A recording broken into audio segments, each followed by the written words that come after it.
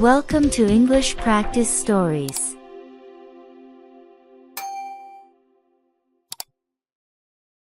In 1830, only a few miles away from what is now the great city of Cincinnati, Ohio, lay a huge and almost endless forest.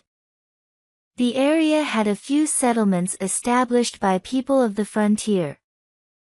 Many of them had already left the area for settlements further to the west.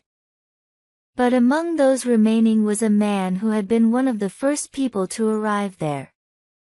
He lived alone in a house of logs surrounded on all sides by the great forest. He seemed a part of the darkness and silence of the forest, for no one had ever known him to smile or speak an unnecessary word. His simple needs were supplied by selling or trading the skins of wild animals in the town. His little log house had a single door. Directly opposite was a window. The window was boarded up. No one could remember a time when it was not. And no one knew why it had been closed. I imagine there are few people living today who ever knew the secret of that window. But I am one, as you shall see. The man's name was said to be Malak. He appeared to be 70 years old, but he was really 50. Something other than years had been the cause of his aging. His hair and long, full beard were white. His gray, lifeless eyes were sunken.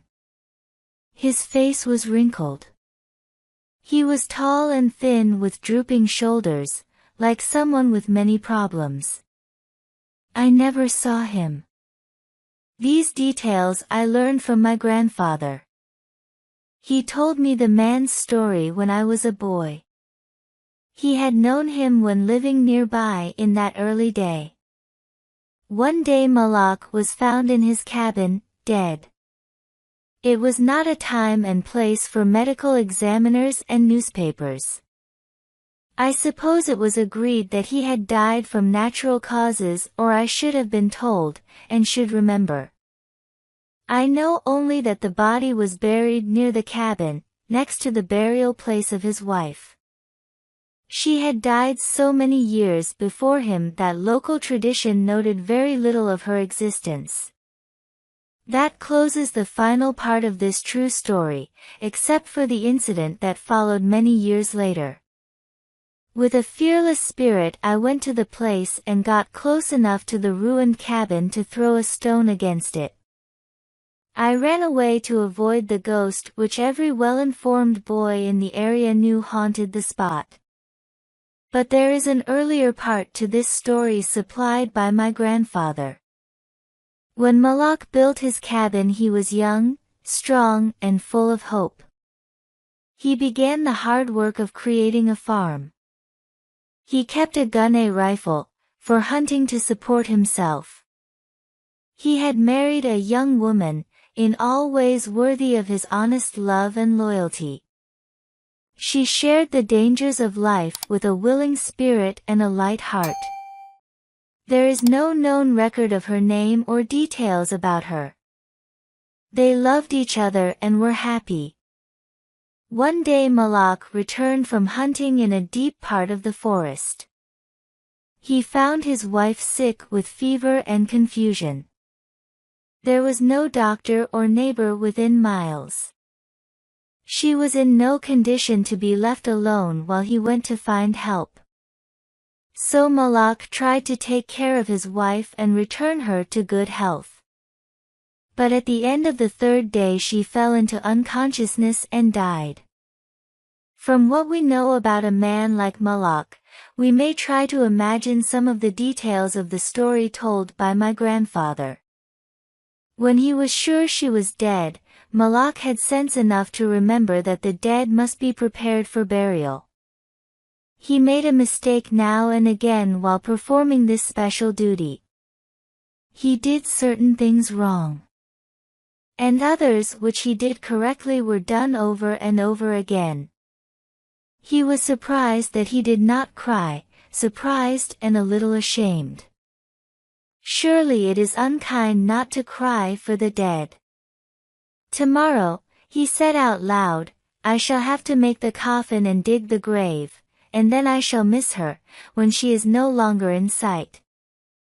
But now, she is dead, of course, but it is all right, it must be all right, somehow.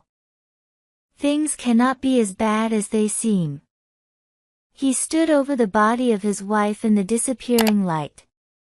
He fixed the hair and made finishing touches to the rest.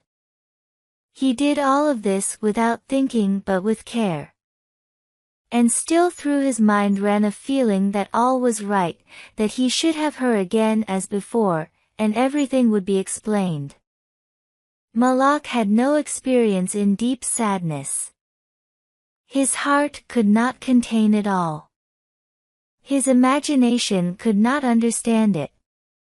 He did not know he was so hard struck. That knowledge would come later and never leave.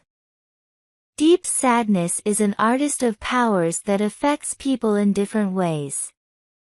To one it comes like the stroke of an arrow, shocking all the emotions to a sharper life. To another, it comes as the blow of a crushing strike. We may believe Malak to have been affected that way.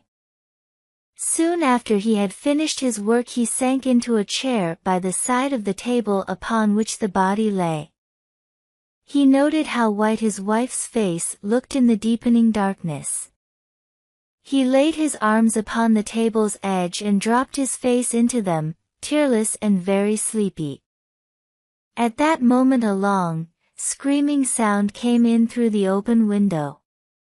It was like the cry of a lost child in the far deep of the darkening forest.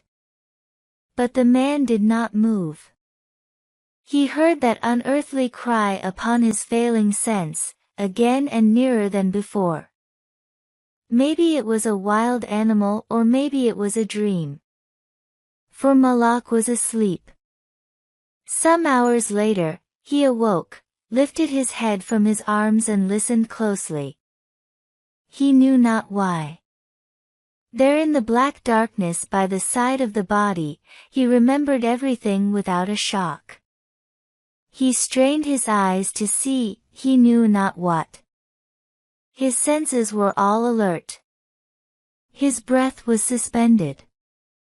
His blood was still as if to assist the silence. What had awakened him and where was it? Suddenly the table shook under his arms.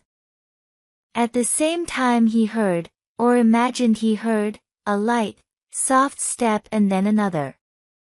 The sounds were as bare feet walking upon the floor. He was afraid beyond the power to cry out or move. He waited there in the darkness through what seemed like centuries of such fear. Fear as one may know, but yet live to tell. He tried but failed to speak the dead woman's name. He tried but failed to stretch his hand across the table to learn if she was there. His throat was powerless. His arms and hands were like lead. Then something most frightful happened. It seemed as if a heavy body was thrown against the table with a force that pushed against his chest. At the same time he heard and felt the fall of something upon the floor. It was so violent a crash that the whole house shook. A fight followed and a confusion of sounds impossible to describe. Malak had risen to his feet. Extreme fear had caused him to lose control of his senses. He threw his hands upon the table. Nothing was there. There is a point at which fear may turn to insanity, and insanity incites to action. With no definite plan and acting like a madman, Malak ran quickly to the wall. He seized his loaded rifle and without aim fired it. The flash from the rifle lit the room with a clear brightness. He saw a huge fierce panther dragging the dead woman toward the window. The wild animal's teeth were fixed on her throat. Then there was darkness blacker than before, and silence.